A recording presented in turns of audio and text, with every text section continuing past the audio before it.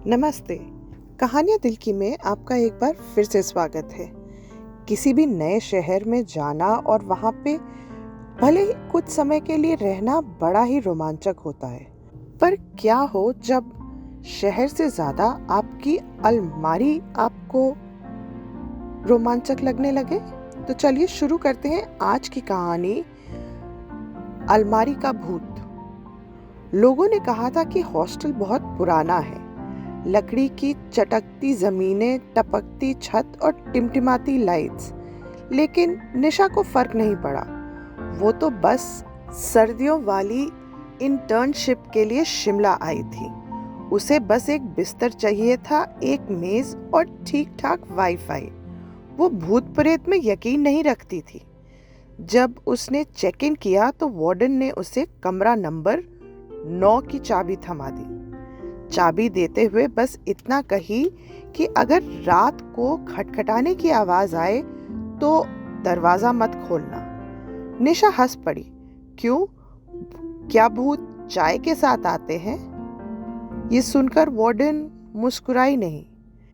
कमरा छोटा सा, साफ सुथरा, 2 बिस्तर, एक अलमारी और एक खिड़की जो सीधे देवदार के पेड़ों की ओर खुलती थी।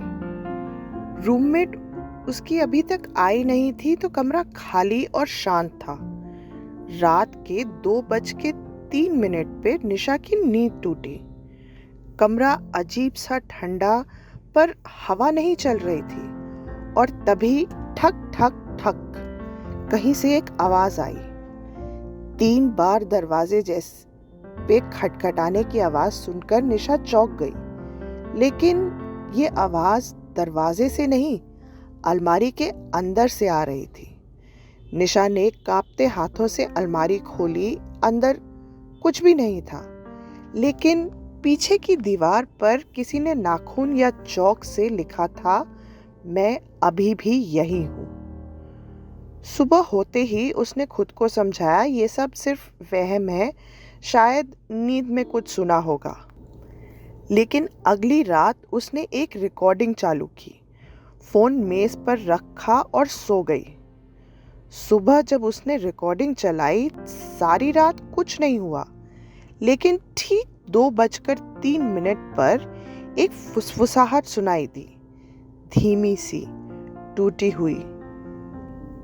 निशा, वो कभी गई नहीं। इसके बाद रिकॉर्डिंग में शोर और फिर फोन खुद ब खुद बंद हो गया। कमरा और भी ठंडा हो गया था। कोई खिड़की नहीं खुली थी, लेकिन फिर भी ठंडक अजीब सी बढ़ सी गई थी। निशा ने दोबारा वार्डन से बात की। वार्डन ने उसे एकटक देखा और बस इतना कहा, तुम इस साल कमरा नंबर 9 में रहने वाली तीसरी लड़की हो। पहली 2 बिना कुछ कहे ही चली गई थी। अब तक निशा की हंसी उड़ चुकी थी। तीसरी रात उसने तय कर लिया, आज जवाब मिलेगा ही। वो नहीं सोई, बस मोमबत्ती जलाई और बिस्तर पर चुपचाप बैठी रही। ठीक 2 बजे हॉस्टल की लाइट चली गई। 2:03 पर कमरे का दरवाजा धीरे धीरे खुला और एक परछाई अंदर दाखिल हुई। लंबे बाल चेहरे पर गिरे हुए, सफेद कुर्ता, नंगे पैर घसीटते हुए।